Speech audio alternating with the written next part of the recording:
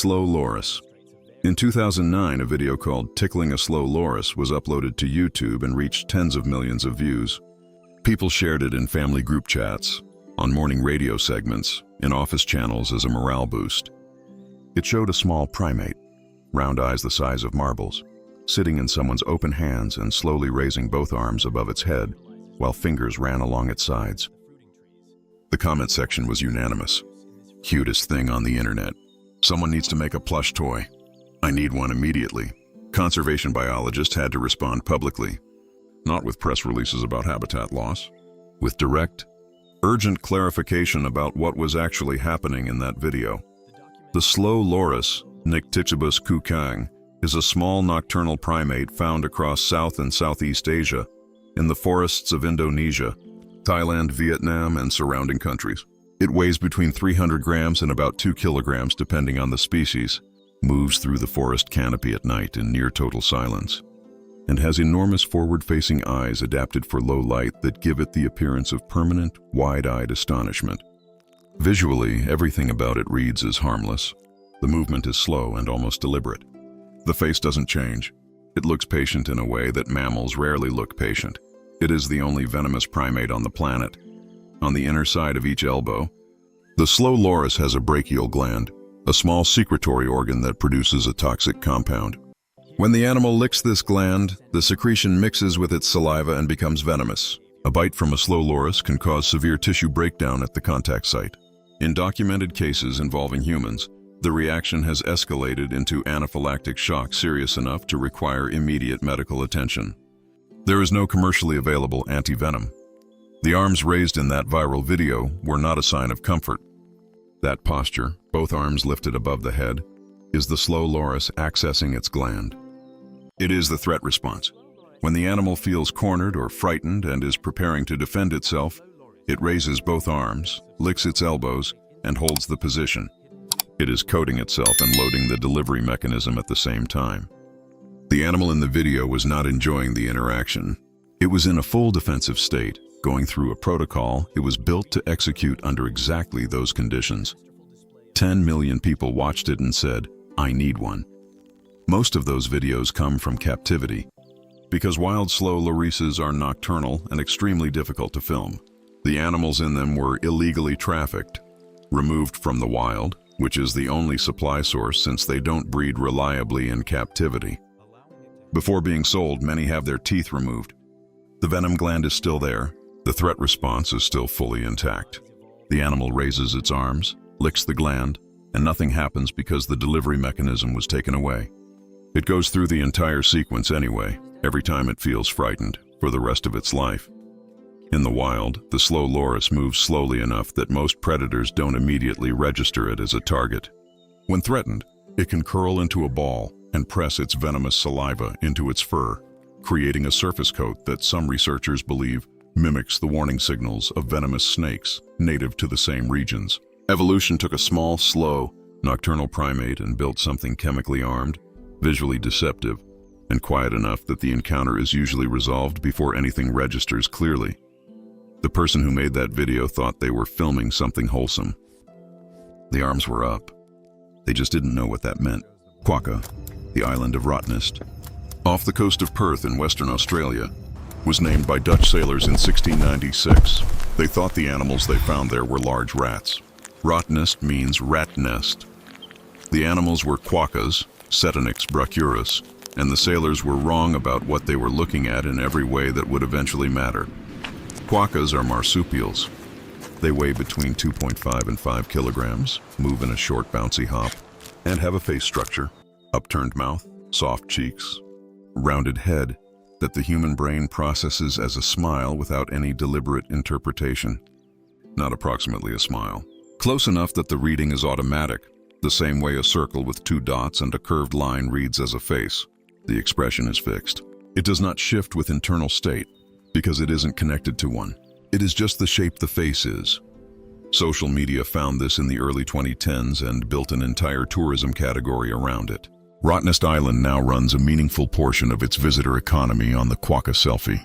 There are posted guides on optimal camera angles. Visitor numbers climbed measurably after the species became an internet fixture. Multiple celebrities have posed with them. The quokka is an Conservation opportunistic organizations browser, that had previously consuming the struggled leaves. to generate public interest in the species found themselves fielding media requests. The quokka became, by repeated internet consensus, the happiest animal on Earth. It is a marsupial. The females carry their young, called joeys, in a pouch. There is a moment when a predator is close enough to pose a real threat, where the female has to move fast and the math has to work out somehow. Field researchers have documented what follows. The female runs. At some point during the pursuit, she relaxes the muscles controlling the pouch. The joey drops to the ground. It moves. It produces sound. The predator's attention shifts toward the joey. The mother continues running. She does not return. Ecologist Matthew Hayward observed and documented this as a consistent behavioral pattern in quokka populations on mainland Australia facing introduced predators, foxes, and feral cats, where the pressure is real and the margin for survival is narrow. The joey functions in practical terms as a diversion. The female survives and retains the ability to reproduce. The pattern persisted across generations because it works. There is no deliberate calculation involved. The muscles relax, the joey falls, and the sequence runs its course. The quokka population on Rottnest Island sits at around 10,000 individuals. They have no significant natural predators on the island, which is precisely why they approach people, why the selfies are possible, and why this particular population became the face of the species globally. The mainland quokkas, where the behavior Hayward documented is most relevant, are not the ones in the photos. The smile is anatomical. There is nothing behind it. The animal is shaped that way, and the human brain does the rest entirely on its own. Koala. Start with the number, between 50 and 100% of wild. Koalas, Deep within the eucalyptus forest, in studied the Australian iconic koala populations carry sleeps chlamydia. away the daylight In several hours, regions of conserving Queensland, energy. independent surveys have placed the Koalas figure are at the highly upper end of that selective feeders. range, They closer to meticulously strip the 100% in some leaves, localized carefully groups. chewing to break down the tough It is a fibers distinct before bacterial swallowing. strain from the versions that The circulate in koala humans. sleeps sound. But the gap between distinct strain and zero transmission risk during physical contact is not as wide as the phrase suggests. Handling a wild koala, which happens when people find one on the ground and assume it needs help, creates genuine exposure. Wildlife handlers in Australia treat it as standard occupational risk and use protective gear accordingly. That's before the claws. The joey The must koala's now entire navigate the gap biology is between built its around a mother's. single food source, eucalyptus leaves. This is a strange choice by any metabolic standard. Eucalyptus is mildly toxic to most mammals, extremely low in protein and usable calories, and requires significant digestive processing just to extract whatever limited nutrition it contains. Most animals can't eat it at all. The koala's solution was to reduce the energy cost of everything else in its existence to the point where surviving on eucalyptus becomes viable. They sleep between 18 and 22 hours a day. Their digestive system includes a specialized cecum, over 2 meters long in some individuals, dedicated entirely to breaking down eucalyptus compounds that would leave other mammals severely unwell. The koala moves Their metabolic deliberately rate through is the slow enough to eucalyptus extract canopy, just enough its from a food specialized source claws that most gripping of the the mammal bark as family it tree seeks out would the find tender completely leaves. unusable. And over evolutionary time, their brains got smaller, not as a figure of speech. The koala brain physically reduced in size Looks like he relative got to enough body to drink. weight as the species He's adapted to moving its strong diet. up the eucalyptus. It is one of the smoothest mammalian brains on record, lacking most of the surface folding that correlates across species with higher cognitive processing. It does not fill the skull cavity. There is a measurable fluid-filled space between the brain and the cranial walls. Researchers studying marsupial cognition point to the koala as one of the most extreme examples of metabolic trade-off in any living mammal. Cognitive Scent marking capacity is a crucial exchanged communication incrementally behavior. for caloric efficiency. Here, the koala And rubs the its exchange specialized worked well gland enough to directly sustain onto the the fibrous species across bark. millions of years. The claws were not part of the trade. Koalas spend their lives gripping eucalyptus trees. Their front paws have 2 opposable digits that work together like a clamp. And the claws themselves are dense, curved, and built to sustain the animal's full body weight against vertical bark for extended periods. On a tree, that's what keeps them alive. On the ground, it's the same equipment responding to a different set of circumstances. In 2014, In South Australia, a woman named Mary Ann Forster was walking her dogs when a koala Koalas came down from conserve a tree energy and by moved resting toward her for up to animals. 18 hours Her a dogs day, approached. especially The koala during did the not intense retreat. midday When she heat. stepped in to get between them, the animal responded immediately, biting down on her leg and holding, jaw locked and not releasing, while working its front claws into whatever it could reach from that position. She had to physically force the animal's mouth open with her hands to separate from it. She required dozens of stitches. The koala returned toward the tree. Most encounters don't go that far. Koalas moving on the ground are usually crossing between trees, and they move differently there than above. Lower stance, wider, faster than expected. And people are sometimes already too close by the time they recognize that the animal in front of them is not particularly interested in the interaction. It is the same animal. It just looks different from below. There is also the sound. The vocalization a koala produces, technically called a bellow, is a low guttural call used for territorial signaling and during mating season. It carries across significant distances through dense Australian bush. It does not sound like something that weighs 15 pounds. Wildlife researchers have described it as resembling a large animal in acute distress being processed by something mechanical. It lasts several seconds and has a physical resonance that is genuinely The startling eucalyptus when forest heard is without more than just a context. home. People who For have the encountered koala. it at night for the first time without knowing the source have consistently reported the same initial reaction. Something large is very close, and something is very wrong. The koala most people carry in their heads, quiet, slow, tucked into a branch fork, This slightly selective glazed feeding from behavior eucalyptus, is crucial. is accurate for about The koala- 20 hours of the day. The rest of it is just less photographed. Platypus. When Keith Payne was 24 years old, serving in Vietnam, he carried wounded soldiers off a battlefield under sustained fire for hours until he was the last man standing. He was later awarded the Victoria Cross, Australia's highest military honor for what happened that day. By any reasonable standard, he was not someone easily unsettled by physical pain. In 1991, Payne tried to help a platypus, Ornithorhynchus anatinus, that had gotten tangled near his property. The animal drove a spur into his hand. He described the pain as immediately unlike anything he had experienced before or since, deeper than the wound itself, spreading rapidly through the limb, and completely unresponsive to the painkillers available to him. The effects lasted weeks. The platypus is one of 2 egg-laying mammals on Earth, alongside the echidna, the only surviving members of an ancient mammalian branch called monotremes. At first glance, it appears to be the result of several evolutionary decisions made independently and then assembled without consultation.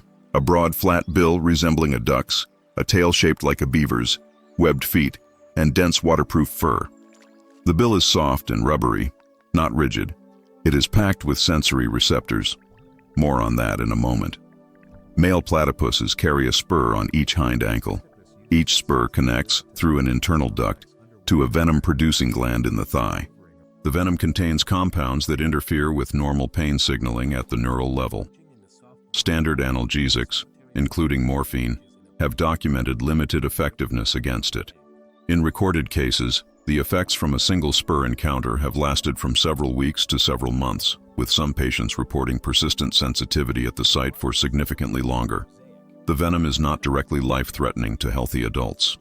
But not life-threatening and tolerable are not the same category, and that distinction matters when you're the one holding your hand. The spur is not a hunting tool. It is not used to catch prey. It evolved as a weapon for male-on-male competition during mating season, built specifically for conflicts with other platypuses. The fact that it works just as comprehensively on human tissue is entirely incidental. Evolution calibrated it for a target of roughly similar size. That is close enough. Now the bill. The platypus hunts with its eyes closed, its ears sealed, and its nostrils shut. Every muscle movement in any living creature generates a faint electrical field. The platypus bill carries electroreceptors, over 40,000 of them, sensitive enough to detect those fields through water and through the sediment of a riverbed. It does not see the river when it hunts. It reads the electrical output of everything alive in it, including anything standing in it. Hedgehog. In 2019, the United States Centers for Disease Control and Prevention issued a formal health advisory. It did not involve an airborne pathogen, a contaminated food supply, or a water system. It involved hedgehogs. The advisory was specific. People were being hospitalized with antibiotic-resistant salmonella strains, and the epidemiological trail kept pointing to the same source. People who had held hedgehogs against their faces or let children handle them without thorough hand-washing afterward. Cases ran into the dozens across multiple states before the advisory went out. The recommendation at the end of the document was direct. Stop kissing hedgehogs. The wild hedgehog, Erinaceus europaeus, and related species, is a small insectivore native to Europe, Asia, and parts of Africa, with introduced populations in New Zealand. It weighs between 400 grams and 1.2 kilograms, forages through the night, and rolls into a tight spiny ball when threatened. Each spine being a hollow, modified hair shaft, roughly 2 to 3 centimeters long, capable of deterring most predators without any active effort from the animal. The face, when relaxed, reads as alert and oddly expressive. This combination, small, round, soft face, manageable size, made it a popular exotic pet in markets where ownership is legal. The spines are not a clean surface. They carry soil, organic material, and an active microbial community that reflects wherever the animal has been foraging. Hedgehogs have been identified as documented reservoirs for Salmonella, Campylobacter, Yersinia, and various fungal infections including ringworm strains that transfer readily to human skin. Veterinary handling guidelines for the species list a standard suite of protective measures as baseline, not precautionary, but based on accumulated case data. Then there is the self-anointing. When a wild hedgehog encounters a new, pungent, or chemically unfamiliar smell, a toxic plant, a toad's secretions, a pesticide residue, tar, it does not avoid it. It investigates, chews, or licks the source until it has produced a foam of saliva mixed with the substance, then contorts its body to spread that foam across its own spines using its tongue. The behavior has been documented across hedgehog species worldwide and is highly consistent. Proposed explanations include camouflage through local scent matching, chemical deterrence against ectoparasites, and sensory exploration. None of these confirmed conclusively by current research. What is confirmed is the result. A small animal whose spines already carry a substantial microbial load, now also coated in whatever it found most interesting in the environment that evening. The CDC advisory recommended people stop kissing hedgehogs. The behavior that prompted it continued regardless. Short-tailed shrew. The North American short-tailed shrew, Blarina brevicauda, cannot go more than a few hours without eating. Its metabolic rate is extreme enough that a gap in food intake of any meaningful length begins to compromise its system. It forages continuously, through daylight and through dark, through winter, through summer, and must consume close to its own body weight in food each day just to maintain basic function. It weighs between 15 and 30 grams. The math it is running at all times is very tight. This is relevant context for what researchers found in its burrows. The short-tailed shrew is one of the few venomous mammals in North America. Its submaxillary glands produce a toxic saliva that, when introduced into prey through a bite, disrupts nerve function. The effect is paralysis, not immediate, not violent, but progressive. The prey stops being able to move while remaining otherwise functional, still breathing, system still running, but immobile. The shrew does not always consume what it catches immediately. When food becomes available beyond what it needs right now, the short-tailed shrew, Blarina brevicauda, is busy caching seeds for the excavating burrow systems in the mid-20th century. It stores the paralyzed prey in dedicated chambers within the burrow. The animals inside, beetles, slugs, earthworms, and in some documented cases small mice, are held in a suspended state, alive but inaccessible to themselves, preserved without any external mechanism because they are still functioning organisms. Researchers excavating active burrows have found individual chambers holding over a dozen prey items in this condition simultaneously. The shrew returns to them as needed, on whatever schedule its metabolic demands require. The logic is sound. An animal that cannot survive a 3-hour gap in food intake, operating through a winter that restricts prey availability, benefits significantly from a maintained reserve. The system is efficient. It solves a real problem. It is also the operating procedure of a The creature that short-tailed weighs shrew less than takes a an brief AA moment battery beneath and the lives fern in the canopy soil for of meticulous unremarkable grooming, gardens and a woodlands vital across part of eastern its North daily America. routine. It maintains a paralyzed pantry underground, and it has been doing this, unobserved, for a very long time. Stoat. For several centuries across medieval and early modern Europe, the white winter coat of the stoat, Mustela erminea, known as ermine, was the exclusive legal property of royalty and the highest levels of nobility. Sumptuary laws in England, France, and across the Holy Roman Empire restricted its use to specific ranks. It trimmed coronation robes, collared the portraits of bishops and monarchs, and appeared in the formal visual record of state power across the continent. The stoat's fur became one of the most codified symbols of legitimate authority in Western history. The animal producing that fur was, at the time of harvesting, one of the most efficient hunters on the planet relative to its own body weight. The stoat weighs between 100 and 445 grams. It is long and narrow, with short legs, a distinctive black-tipped tail, and a face that registers in photographs as something between curious and mildly amused. In northern regions, the coat transitions to white in winter, the ermine phase, while the tail tip remains black.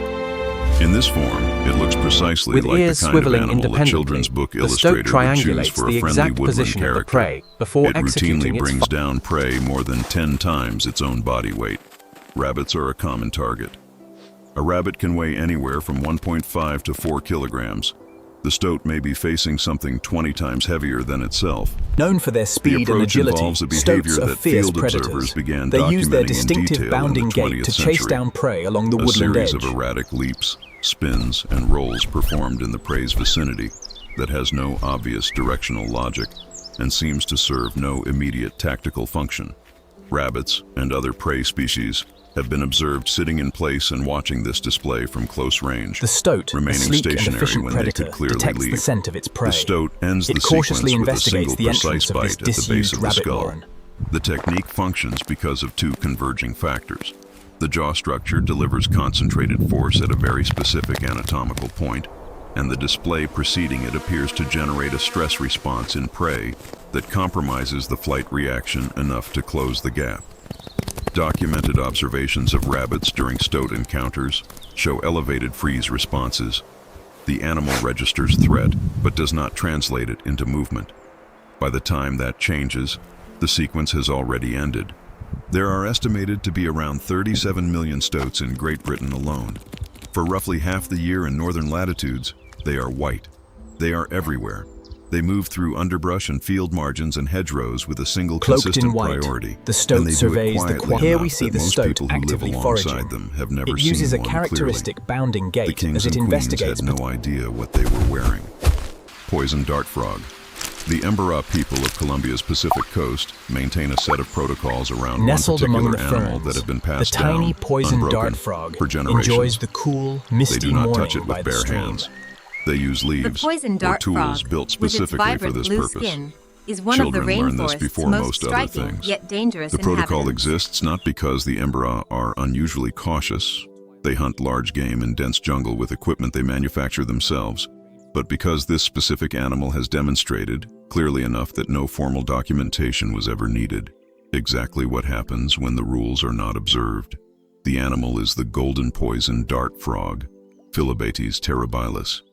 It is approximately 5 centimeters long. It is bright yellow. The Embera use it to prepare blowgun darts. They do not synthesize anything, process anything, or apply heat. They hold the frog, using the appropriate tools, and draw the dart tip across the skin of its back. The frog produces batrachotoxin through its skin glands, a compound that binds permanently to sodium channels in nerve and muscle tissue and prevents them from resetting. The result is that the heart's electrical system loses the ability to function rhythmically and stops. A single frog of this species carries enough batrachotoxin to affect an estimated 10 adult humans. One prepared dart is sufficient to bring down a jaguar. The frog does not inject this compound. It does not bite, does not pursue, does not do anything that reads as threatening. Contact with the surface of its skin is sufficient for transfer. The frog's contribution to the entire interaction is simply existing, at its own surface, in its own environment. In nature, that particular shade of yellow functions as a direct signal, not decoration, not camouflage, but communication. It works because the animals that ignore it do not do so more than once. Every predator in the Chaco rainforest that has learned to read that color responds to it with an instinct that functions identically to a rule. Do not make contact. The frog does not need to do anything else. It just needs to be visible. Blue-ringed octopus. Most of the time, the rings are not there. The blue-ringed octopus, Hapaloclena lunulata, and related A master species, of camouflage, rests the at blue-ringed baseline octopus can as a change its small texture brownish-yellow instantly. animal But roughly when the size of a disturbed, golf it reveals ball, the with soft, shifting skin common to all octopuses. It blends into rock and coral and tidal pool substrate without any deliberate effort. It moves slowly. To most people who notice it at all, it As the reads as light a minor fade, piece of the the elusive environment that has blue-ringed decided to octopus seeks reposition shelter, slightly. bringing it close Not to interesting, not alarming. The rings emerge within seconds of perceived threat. Approximately 60 iridescent blue rings appear across the body and arms, not gradually, not faintly, but abruptly, and at a brightness that registers as structurally wrong for a natural setting. The blue pulses. It has an almost artificial quality. The display persists for as long as the perceived threat does, then recedes when the animal calms. The rings are not permanent markings. They are an active warning system that turns on when the situation requires it. The timing is the problem. The blue-ringed octopus carries tetrodotoxin produced by symbiotic bacteria living in its salivary glands. Tetrodotoxin blocks sodium channels in nerve tissue, preventing electrical signals from moving through the nervous system. There is no antivenom. There is no pharmacological intervention that addresses the compound directly. The only available treatment for a person who has been envenomated is mechanical ventilation, maintaining respiratory function externally while the toxin clears the body on its own schedule, which takes hours. The person remains conscious throughout. The bite itself causes no immediate pain. In multiple documented cases, people were unaware contact had occurred until the first symptoms appeared. Numbness spreading outward from the site, then progressive difficulty with voluntary movement, then the loss of the ability to breathe independently. The animal is small enough to sit in a closed fist. The estimated amount of toxin required to produce a fatal outcome in a healthy adult is less than 1 milligram. The rings appear when the octopus has already committed to a response. The warning and the event arrive at, effectively, the same moment. By the time the blue is visible, the relevant decision has already been made. Most people who encounter one in a tidal pool pick it up because it is the most interesting thing they have seen that morning. Tamandua. The first thing is the smell. The lesser anteater, Tamandua tetradactyla, known in Brazil as Tamandua mirim, produces a defensive secretion when threatened that researchers working with the species in the field have described as 4 to 7 times more potent The northern than a skunk's tamandua output. uses its powerful It carries claws through and open air prehensile over tail a to navigate significant the dense distance. canopy It with does not surprising disperse grace. quickly. Clothing and skin exposed to it at close range retain the compound for an extended period regardless of washing.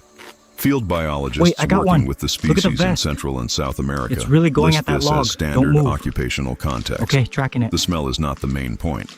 The tamandua weighs between 3.5 and 8 kilograms, has a long tubular snout adapted for extracting insects from narrow spaces, a prehensile tail it uses as a third limb in trees, and forearms built around a specific structural requirement.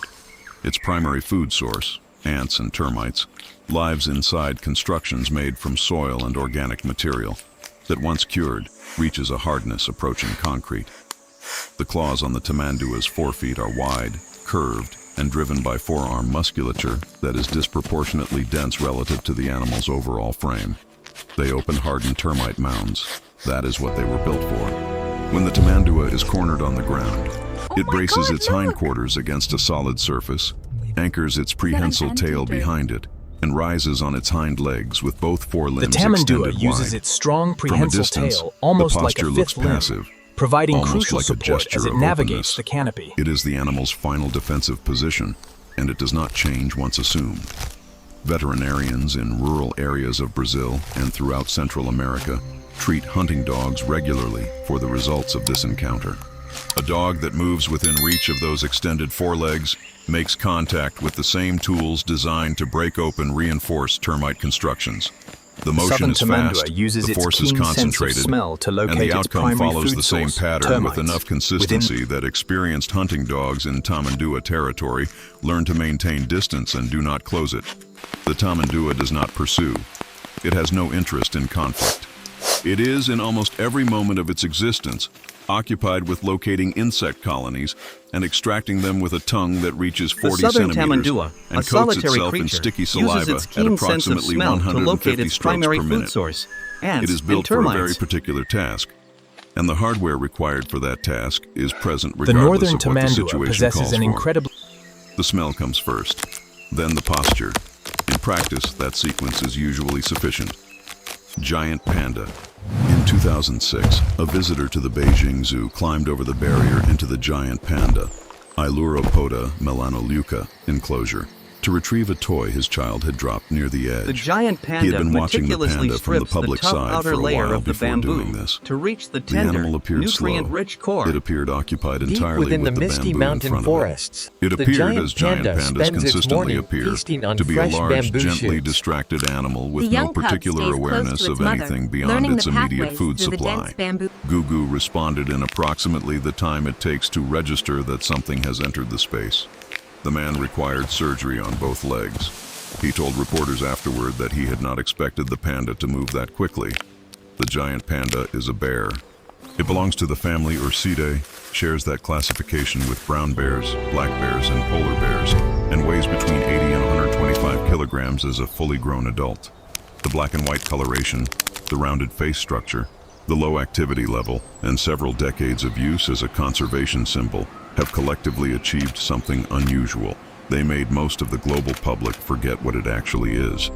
The bite force of a giant panda, measured in pressure per unit area, is among the highest recorded for any bear species and exceeds documented figures for lions in the same metric. This force exists because bamboo demands it. The stalks, roots, and woody stems that make up the core of the panda's diet are fibrous, silica-reinforced, and structurally dense. The jaw musculature and skull architecture that developed to process bamboo at the rate required for survival are not modified by the animal's general appearance or disposition.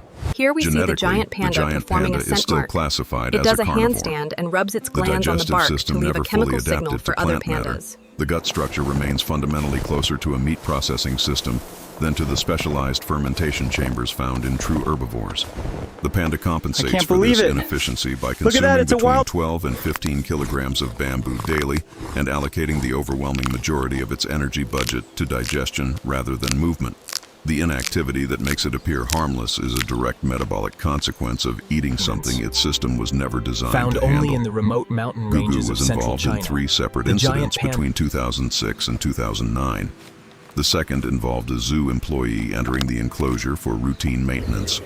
The third involved a university student who had entered, by his own account, in hospital afterward because he wanted to hug the panda. The giant Gugu panda is still at uses the Beijing specialized Zoo. teeth and power. Sea otter. The image is everywhere.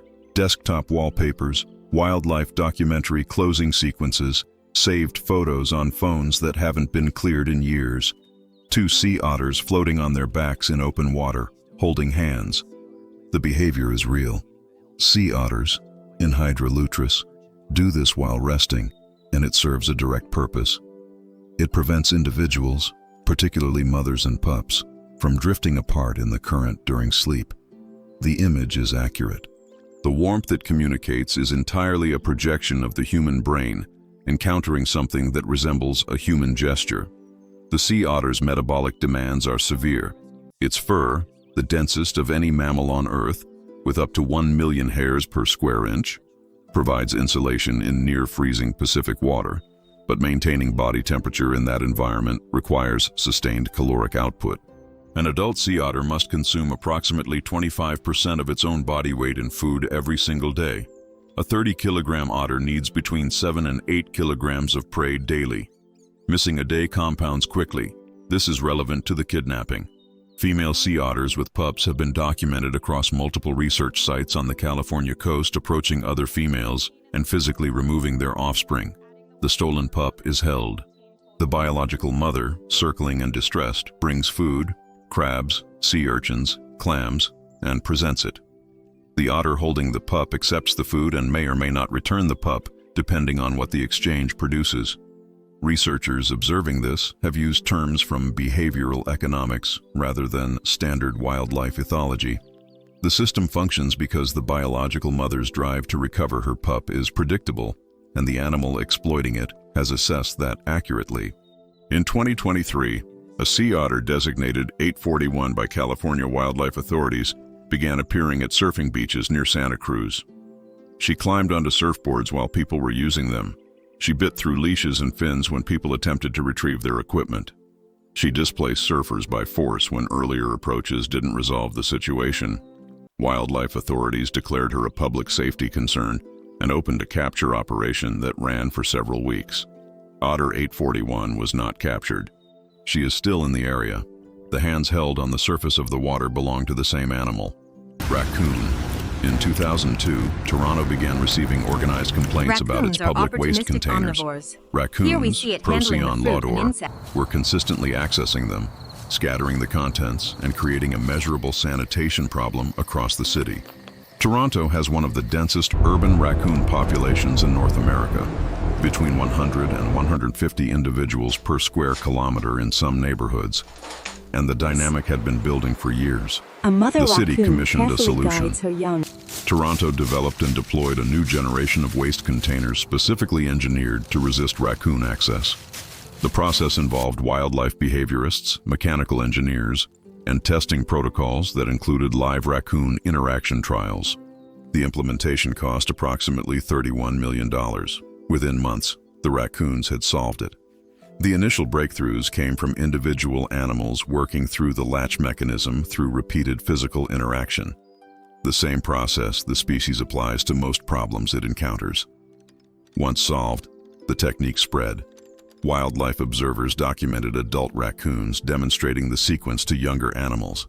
The behavior moved through the population faster than the city's response capacity. The raccoon's forepaws carry a concentration of mechanoreceptors unusual for a mammal of its size, and when wet, their sensitivity increases further, an adaptation for foraging in shallow water. Raccoons manipulate latches, door handles, and container seals through the same exploratory interaction they apply to any physical object. They are not planning in any deliberate sense. They are engaging systematically with a problem until it opens, which produces results functionally identical to planning. The raccoon also carries Balis ascaris procyonis, a roundworm that lives in the intestinal tract without producing visible symptoms in the host. The eggs are shed in fecal matter and remain viable in soil for years. In a human host, the larvae migrate through tissue and have documented cases of reaching the brain, causing neurological damage that is difficult to address and not always reversible. The eggs are microscopic. The raccoon passes through without any visible indication that it left something behind. Toronto's current containers are rated to resist raccoon interaction longer than the previous generation. The city and its raccoon population have been renegotiating this arrangement for over 2 decades. The raccoons are ahead. Wolverine. The first number is the weight, between 9 and 25 kilograms, roughly the size of a medium dog. Some individuals stay at the lower end of that range for their entire adult lives. The second number is what animals of that weight routinely yield ground to: nothing. The wolverine, gulo, is the largest land-dwelling member of the weasel family, distributed across boreal and Arctic regions of North America, Europe, and Asia. Fiercely territorial. It has a broad, low frame, is that a wolverine? dense fur with a pale lateral stripe, and a face that reads as broadly unremarkable. Its reputation in wildlife biology is documented rather than anecdotal. Look at that. Wolverines have been recorded displacing brown bears from carcasses. They have been recorded applying sustained pressure to wolf packs, approaching repeatedly, holding position, refusing to disengage, until animals weighing 10 times as much decide the situation is not worth continuing. In Yellowstone, camera systems placed on carcasses have captured wolverines under 15 kilograms, holding ground against black bears over 150 kilograms until the bears move off. The wolverine does not appear to perform the kind of threat assessment that most mammals conduct before engaging with something significantly larger than themselves. Whether this reflects neurological difference, extreme risk tolerance calibrated to Arctic scarcity, or something else is not resolved in the literature. The behavioral output is consistent regardless. When a wolverine decides something is worth pursuing, it pursues it, and that decision does not appear to update based on what is already occupying the space. The jaw is built for frozen bone. During Arctic winters, when every other predator has abandoned a carcass because it's frozen solid and inaccessible, the wolverine stays and processes it. The skull and associated musculature generate enough force to work through material other carnivores leave behind entirely. This gives it access to caloric resources nothing else is using, which partly explains how a 15-kilogram animal maintains a territorial range that can exceed 500 square kilometers for a single individual. Trappers in northern Canada have documented wolverines following trap lines, removing the contents, and in multiple recorded cases, dismantling the traps themselves. The Finnish word for this animal translates roughly as fell beast. The Norwegian term means something closer to glutton. Various indigenous languages of North America use terms that translate approximately to skunk bear, which undersells it considerably. When a wolverine determines that what you have is what it wants, the documented outcomes point toward one resolution. You give it what it wants. Tasmanian devil. The name came from the sound. European settlers in Tasmania noted, in early accounts of the island's fauna, a vocalization emerging from Through the dark. the use of hidden trail cameras and telephoto lenses, we monitor the movements of these elusive marsupials. Was the term they reached for, without apparent irony. The animal producing it weighed between 4 and 14 kilograms, had black fur and a blunt, rounded face, and did not look like something whose sound warranted the name. It sounded like something that did. The Tasmanian devil, Sarcophilus heracei, is the largest carnivorous marsupial currently alive, now found exclusively on the island of Tasmania. It is not fast, not large, and not physically impressive by the standards of predators built for pursuit. What it has is a jaw. The bite force of the Tasmanian devil relative to body size is among the highest recorded for any mammal. Bone is a standard part of its diet, not a last resort. A single devil can process an entire carcass, fur, teeth, skeletal material, in one feeding session. Wildlife officers removing devils from metal cage traps have documented the animals working through the trap material itself. The jaw engages with whatever is in front of it. You can see him waddling Tasmanian there. devils feed They use those communally strong on claws carcasses. for digging burrows Multiple and individuals foraging in the dry concentrate on the leaves. same food source in close physical contact, with sustained noise and frequent biting around the face and neck during competition for position. The faces of adults show consistent evidence of this. The biting is routine, not exceptional. In 1996, a wildlife photographer named Christo Beitzen began documenting unusual facial growths appearing on devils in the Tasmanian bush. The tumors clustered around the mouth and jaw. He kept photographing affected animals over the following years before the broader scientific community engaged with what he had This found. behavior, known as The scent condition marking, was eventually allows the identified devil as to a communicate its transmissible presence cancer, in territorial a tumor claims that to spreads rivals. directly from animal to animal through the bites that occur during normal communal feeding. The disease is designated devil facial tumor disease, DFTD, and it progresses to fatal outcomes within months of visible onset. There is no viable treatment for wild populations. At its worst period, DFTD reduced the Tasmanian devil population by over 80%. The species is currently listed as endangered. What the? Is that a devil? The behavior that transmits the disease, communal feeding with close contact and routine biting, is not an aberration. It is how the animal has always functioned, and it cannot be separated from what the animal is. Are capable At of night, consuming in the virtually Tasmanian all of bush, its prey, the sound carries including well. tough hide and Mute swan. Anthony Hensley worked for a residential condominium complex in Illinois. Part of his job involved kayaking on the property's private pond, a routine task that included monitoring the resident pair of mute swans, Cygnus olor. The complex kept specifically to deter Canada geese. Swans are territorial enough that their presence discourages geese from settling. It is a documented and widely used property management technique. In April 2012, Hensley was doing exactly that when one of the swans, which had a nest nearby, turned its attention to the kayak. The swan capsized it. Hensley went into the water. Every time he tried to swim toward the bank, the swan positioned itself between him and the shore and continued the engagement. He was 37 years old and not, by any account, an inexperienced swimmer. He didn't make it to the bank. The mute swan is the largest bird native to Europe and one of the heaviest flying birds on the planet, with adults weighing between 9 and 14 kilograms and a wingspan that can reach 240 centimeters. It is called mute in comparison to more vocal swan species, accurate since it communicates through hisses, grunts, and the sound of its wings rather than calls. The white plumage, the arched neck, the way it holds its reflection in still water. The mute swan has been the visual shorthand for elegance in European art and culture for centuries. It appears in ballet, on wedding invitations, in Renaissance paintings of noble gardens. None of this is inaccurate. The elegance is genuine. A mute swan's wings are driven by pectoral muscles that are proportionally among the most developed of any bird species. The bones are not the fragile, hollow structures people tend to imagine. They contain internal structural reinforcement and are significantly denser than they appear. A wing strike from a mute swan in a defensive posture produces real force. Claims of broken human bones from swan strikes are debated in strict clinical literature, but the relevant context for most serious encounters is water, where a person cannot retreat at speed and the swan has no disadvantage. The parental instinct of the mute swan operates without gradation.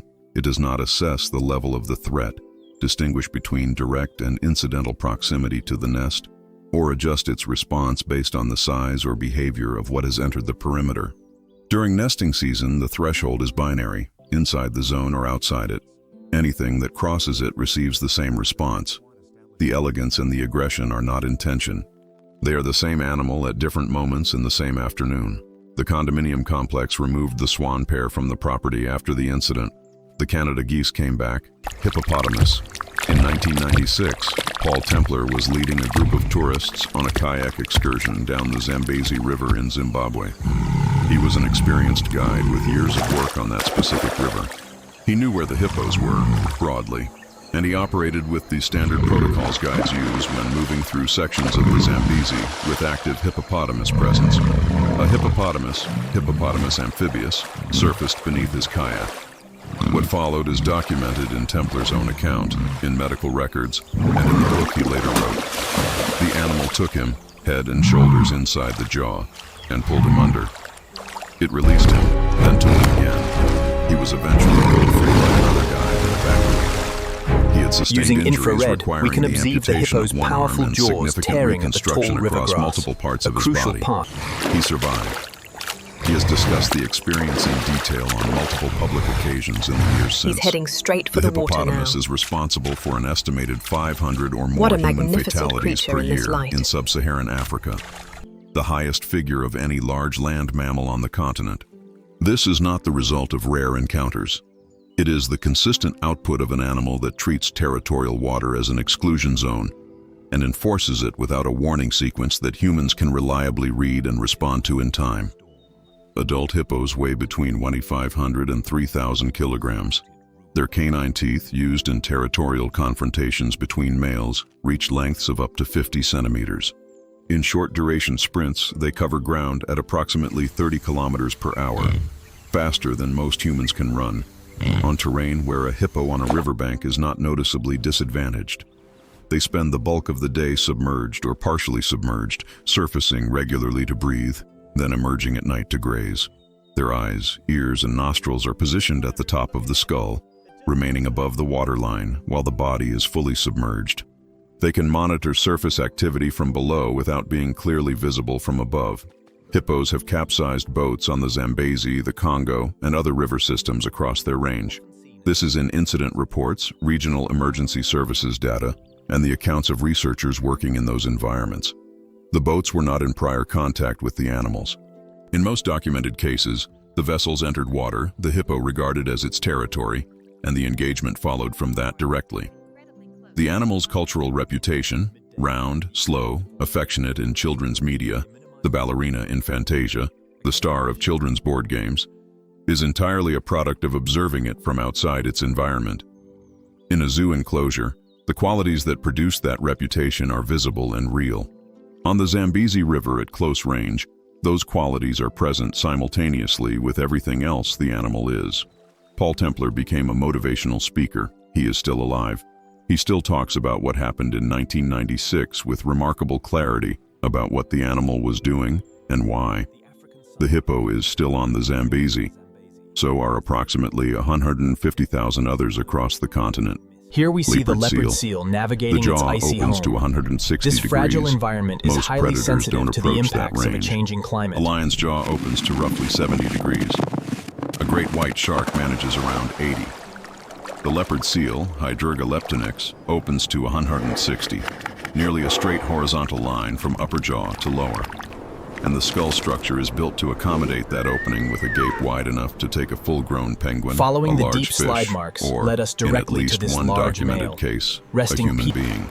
The leopard seal is the second largest seal in the Antarctic ecosystem, behind only the Here, southern elephant in the seal quiet and the expanse of apex the aquatic Antarctic predator morning, of the region the alongside leopard orcas. seal finds a Large moment of females reach tranquil lengths rest. of 3.5 meters and weights approaching 500 kilograms. The face, seen from the front, has a set of structural features. Wide jaw, large Watch eyes, how the the leopard angle of the seal mouth skillfully that the navigates human the brain underside of the consistently ice, reads as locating a this smile, crucial breathing not hole to faintly or surface with and exchange interpretation. air rapidly. Clearly, the way a drawing of a smile reads as a smile. The expression does not vary with internal state. It is the default configuration of the facial structure, regardless of what the animal is doing at any given moment. In 2003, a British marine biologist named Kirsty Brown was conducting a shallow research dive near Rothera Station on the Antarctic Peninsula. She was experienced, properly Here we equipped, see the seal and operating inspecting within the ice, standard protocols a crucial for the behavior environment. for hunting in A these leopard seal fragmented seized her waters. during the dive and pulled her to approximately 60 meters depth. She did not return to the surface. She was 28 years old, and the incident was the first recorded human fatality attributed to the species. The The leopard response in seal, the a scientific formidable community predator was of the significant, Antarctic, partly because the encounter did not fit the behavioral profile most researchers had built around leopard seals to that point. The species was documented as aggressive in specific contexts toward other seals during prey capture when approached at close range, but a sustained predatory engagement with a human diver had not previously been recorded. The incident required a reassessment of how the species processes large unfamiliar objects moving through its environment, and whether the category of not prey applied as reliably as had been assumed. Leopard seals hunt Adelie and chinstrap penguins along the Antarctic ice edge. The technique is direct: high-speed pursuit through shallow water, capture near the surface. What field researchers have recorded across multiple studies is a behavior that complicates the straightforward predator-prey framing. Leopard seals have been observed catching penguins, releasing them, and recapturing them, sometimes repeatedly, over periods that extend well beyond what any processing or consumption explanation requires. The biological Here function we of this see a leopard extended seal, interaction a remains formidable debated. apex predator, Proposed resting explanations include alongside the distinct prey handling tracks of the practice, primary. a technique for removing feathers through repeated impact on the water surface, and in some research framings, a category of behavior that doesn't reduce cleanly to survival utility. The penguins caught in this way do not escape. The extended duration of the interaction adds time without adding a clear biological output, which is the part that doesn't resolve easily. Underwater photographers working in the Antarctic have documented leopard seals approaching them during dives, circling, making sustained In the unforgiving contact, Antarctic, and in several the cases leopard seal attempting to reigns present prey supreme, items to the camera a solitary operator. hunter in Paul a frozen Nicklin, world. a National Geographic The leopard photographer, seal relies documented heavily a on 4-day its long interaction whiskers, in which a or large vibrissae. female repeatedly attempted to give him live and recently incapacitated penguins, apparently treating him as something that needed assistance feeding. He described it as one of the most extraordinary experiences of his career. The seal was over 3 meters long. It's huge! At no point during the 4 days could he have exited the water faster than she could have reached him. The smile was consistent throughout. Few predators Researchers command the working in respect of the Antarctic leopard waters seal. operate under Here, protocols amidst the that account for leopard seal presence. The protocols exist because the animal with the fixed expression and the 160-degree jaw is the one in its element, and everyone else in the water is operating in borrowed space under terms it sets. Moose. Every few years, someone compiles the statistics on human fatalities caused by wildlife in the United States and Canada, and the results consistently produce the same surprised reaction when people look closely. Bears. Roughly 1 documented fatal encounter per year across North America. Wolves. Fewer than that, and most involve complicating circumstances. Mountain lions. 2 or 3 per decade in the United States. Sharks, which tend to dominate the average person's threat assessment framework for the As continent. the sun sets, Fewer than the great 1 per year on monarch the of the American North coastline, Country on seeks the average. deep shelter of the Moose. spruce woods. Estimates range from 5 to 10 fatal encounters per year in North America, and several regional wildlife offices place the figures higher when serious non-fatal injuries are included. More people in North America are seriously injured by moose each year than by wolves, mountain lions, While and aquatic bears plants combined. offer some benefit, Most people who the learn moose this do not ultimately believe it selects the immediately. young tree shoots, The moose, demonstrating a preference Alces for woody alces, browse. is the largest member of the deer family and one of the largest land mammals in North America. Adult males, called bulls, weigh between 380 and 700 kilograms depending on the region. They stand between 1.5 and 2.1 meters at the shoulder, tall enough that, when walking past a standard vehicle, the body is above the hood line. The legs are long, thin relative to the body, and capable of moving the animal at approximately 55 to 60 kilometers per hour in a sprint. The antlers of a mature bull span up to 1.8 meters across and weigh between 20 and 30 kilograms.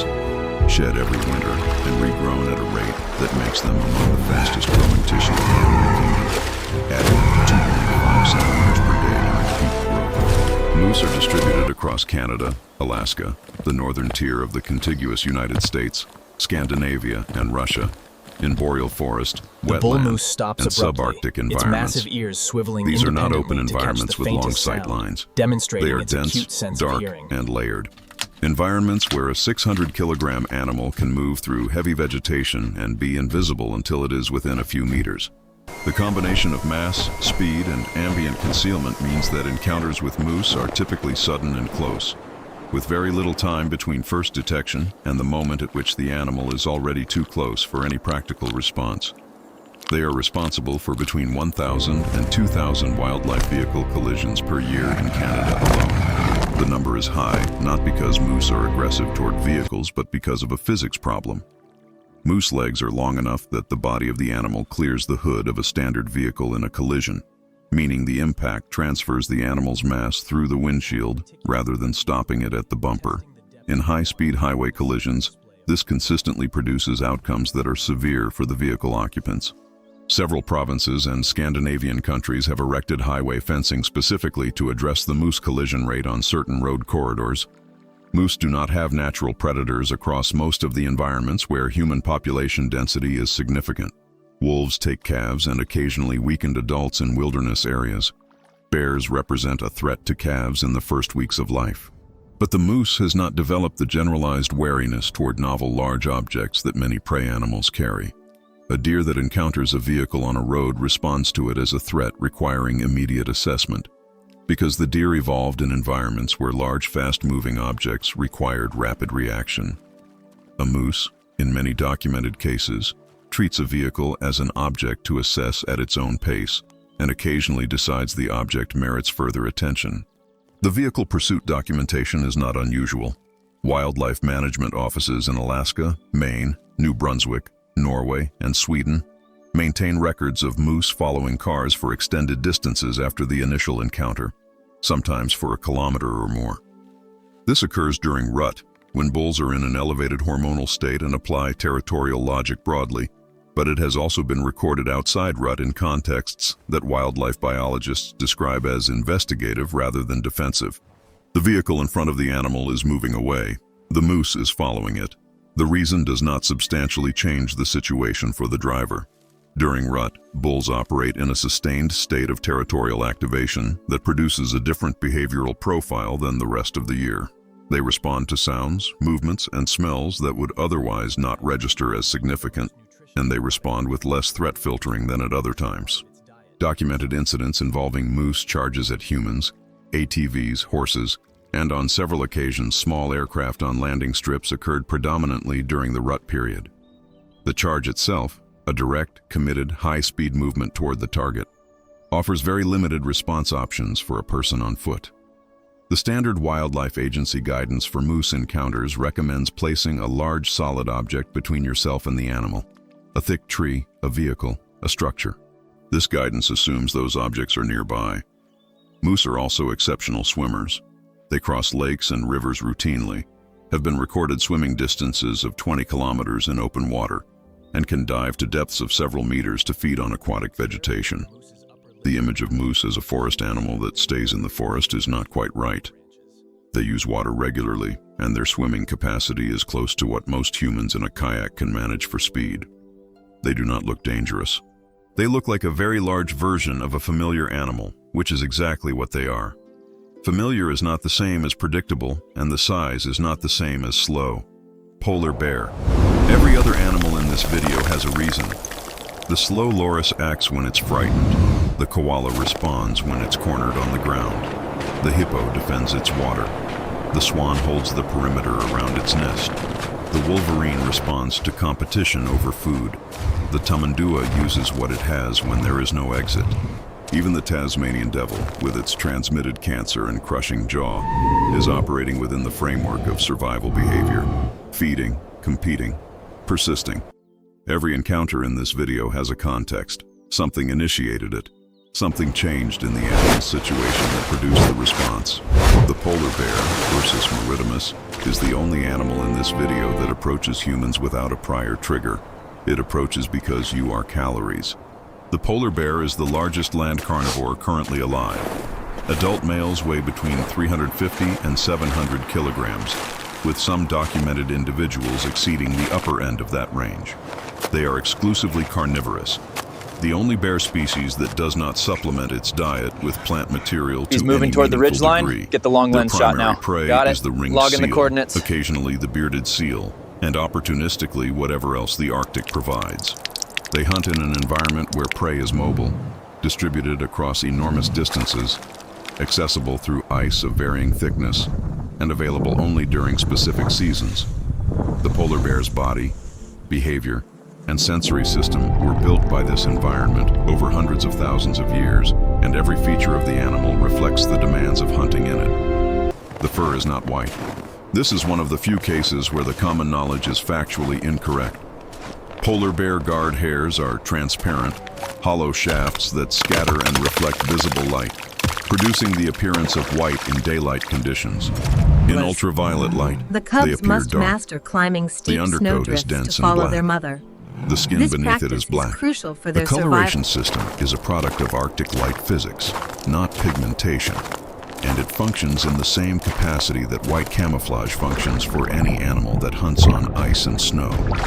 The olfactory system detects scent at distances documented up to 30 kilometers across open The ice. polar bear's It can survival is detect prey beneath inextricably linked to the approximately sea 1 ice, meter of solid a ice, frozen world that is processing rapidly faint diminishing. chemical traces moving through frozen material, and locating the precise point of origin accurately enough to hunt successfully. This is not a general sensory capacity. It is the central instrument of an apex predator built for an environment where visibility is often poor, prey is hidden, and the ability to detect chemical information across distance is the difference between eating and not eating for days or weeks. Most bears avoid humans. Brown bears, in regions where they have The polar coexisted bear, with human presence perfectly for adapted to generations, the biting cold, have developed a finds a strong moment of avoidance serene default. rest amidst They the have gentle learned snowfall. across enough negative To maintain its associations insulating that properties, humans are the worth polar leaving bear alone. vigorously rolls in the The snow, behavioral a vital baseline grooming is behavior withdrawal. that cleans the fur and Encounters traps that air. result in injury are most commonly defensive.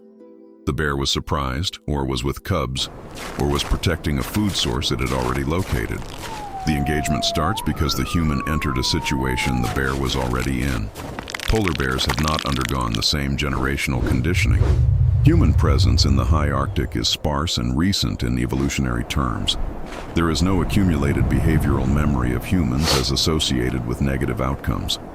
What there is, instead, is the full operational logic of a predator that has evolved to assess everything in its environment in terms of caloric viability, in a Utilizing context where the specialized cost of paws, the ignoring bear a scales potential the food treacherous source is pressure measured ice, in a days testament without to its eating. adaptation When to a this polar bear constantly detects a shifting human environment. scent from a campsite, from improperly stored food, from the ambient chemical output of a person moving across the ice, it processes that scent the way it processes any other signal in the Arctic, as something with potential caloric value worth moving toward to assess further. Unlike a bear that encounters something unfamiliar and treats unfamiliar as risky, the polar bear treats unfamiliar as unassessed.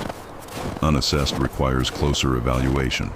It covers the distance to evaluate, In August 2011, a group of 16 young explorers and 4 adult supervisors from the British Schools Exploring Society were camped on the Svalbard archipelago in Norway, conducting a research expedition. Svalbard has one of the highest polar bear population densities in the Arctic, and mandatory protocols for expeditions operating in the field, including requirements to carry firearms and to establish tripwire alarm perimeters around campsites. The group had followed the protocols. The alarms were in place. A polar bear entered the campsite in the early hours of the morning, moved through the perimeter, and entered a tent. Horatio Chapman, 17 years old, was in the tent. He did not survive the encounter. 4 other members of the expedition sustained serious injuries before the bear was stopped. The bear had not been observed in the vicinity prior to the incident. The campsite had not been improperly secured. The investigation that followed found no procedural failure by the expedition. What the investigation could not account for was the core variable. Look! An animal Out in a past the nutritional wires. deficit, operating Is that in the an bear? environment where the chemical signature of a human camp is detectable at a distance measured in tens of kilometers, had simply detected it, approached it, and acted on what it found. The tracking behavior of polar bears in poor caloric condition has been recorded across multiple research contexts. Individuals have been documented following human travel routes on the ice for distances of several kilometers.